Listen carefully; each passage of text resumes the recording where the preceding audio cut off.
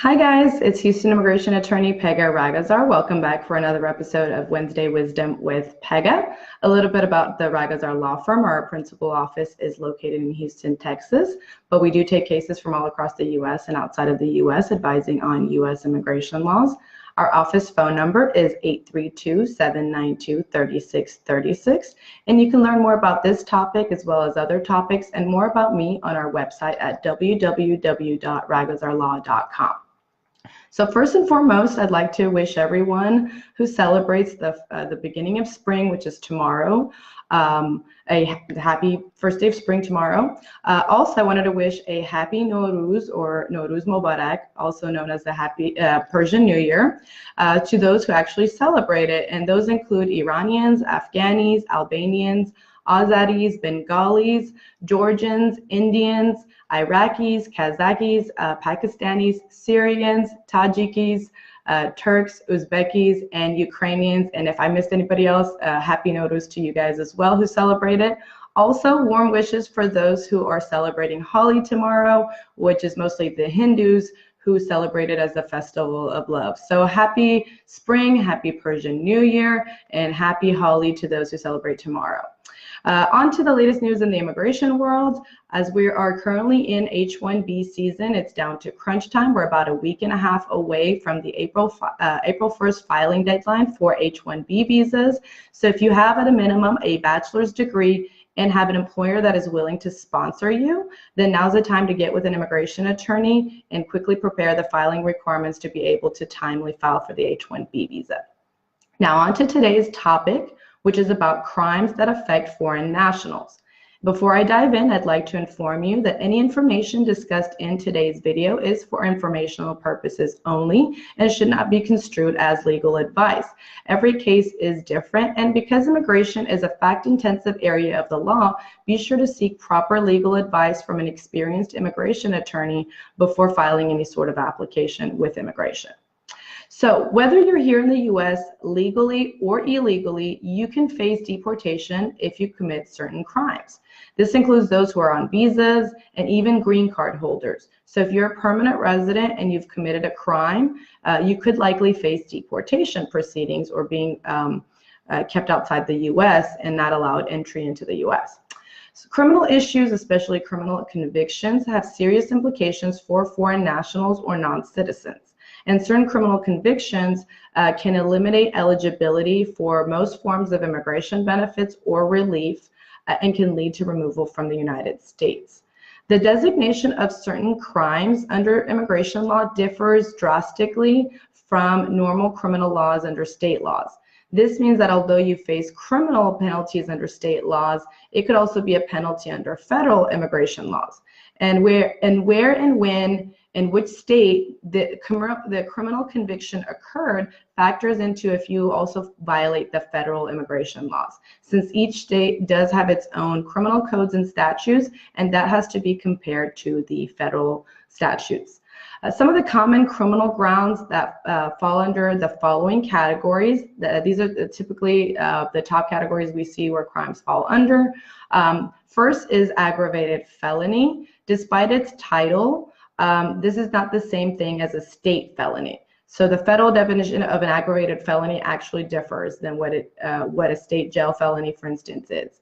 The second common ground of criminal violations are crimes involving moral turpitude. And the last but not least is controlled substance violations. If you have a criminal history, you should definitely consult with an immigration attorney before applying for any immigration benefits, because even permanent residents run the risk of being deported or not allowed back into the United States after traveling outside the country as a result of their past criminal record.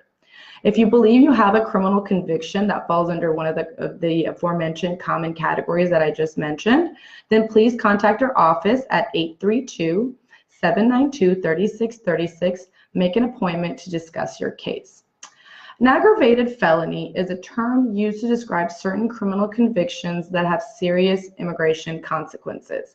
An aggravated felony does not have to be aggravated or a felony under state criminal laws, and that's because, as I mentioned, it totally differs under federal immigration laws. And since 1988, Congress has actually expanded legislation and has included over 30 criminal convictions.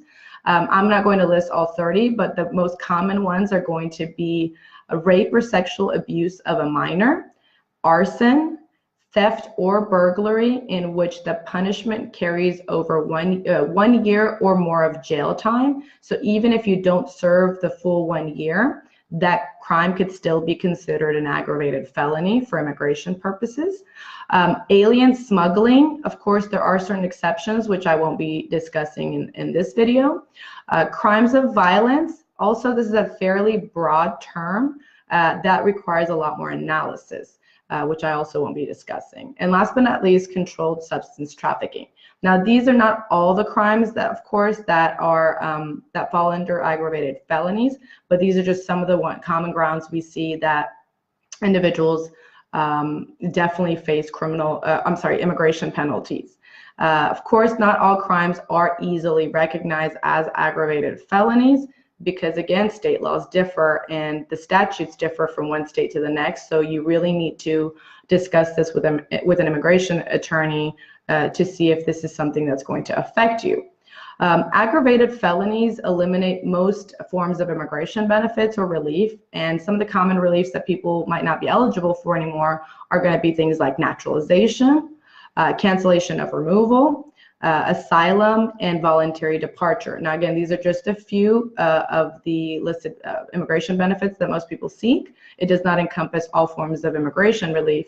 And in certain exceptions, certain categories of cases, there might be an exception to the aggravated felony, which again, I won't be discussing. But generally, these affect most applicants, and for most eligibilities, you may be disqualified for these types of cases. Another thing, the crimes involving moral turpitude, also known as CIMTs.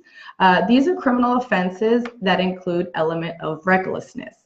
Now, immigration doesn't actually define what a CIMT is, so it's a pretty broad definition, and it ends up encompassing a lot more criminal offenses, which can be considered a CIMT. So certain reckless crimes against a person are considered CIMTs. These can include domestic violence, kidnapping, murder, and rape. Occasionally, there are certain CIMTs that fall within the petty offense exception, which therefore still makes you eligible for the immigration benefit you're seeking. So what is the petty offense exception? Well, this exception only applies in limited cases for limited types of crimes. And the petty offense exception basically permits a single CIMT. That means this is the only CIMT or only crime you really have where the conviction is the maximum sentence for this conviction for this offense is less than 1 year, meaning that it carries 364 as opposed to 365 days of possible jail time, and the foreign national is actually serving a term of imprisonment no longer than 6 months. Also, it's important to note that the petty offense exception does not apply if the non-citizen was served a term of imprisonment longer than 6 months, no matter the length of time actually served. So for example, I've had lawful permanent residents, green card holders basically, who have wanted to apply for naturalization, and lucky for them, they've only had one crime, one CIMT basically. So a minor theft crime, for instance, here in Texas, it's a Class B misdemeanor, carries a maximum 6 months of jail time. And in those cases, for those clients, we were able to successfully obtain the petty offense exception and allow them to still become U.S. citizens with no issues. If you believe that you have a CIMT criminal conviction or believe you qualify for a petty offense exception, then please contact our office at 832-792-3636 and make an appointment to discuss your case. That concludes this week's episode of Wednesday Wisdom. Thank you guys, and I will see you guys next week for another episode of Wednesday Wisdom with Pegah. Thank you and have a good night.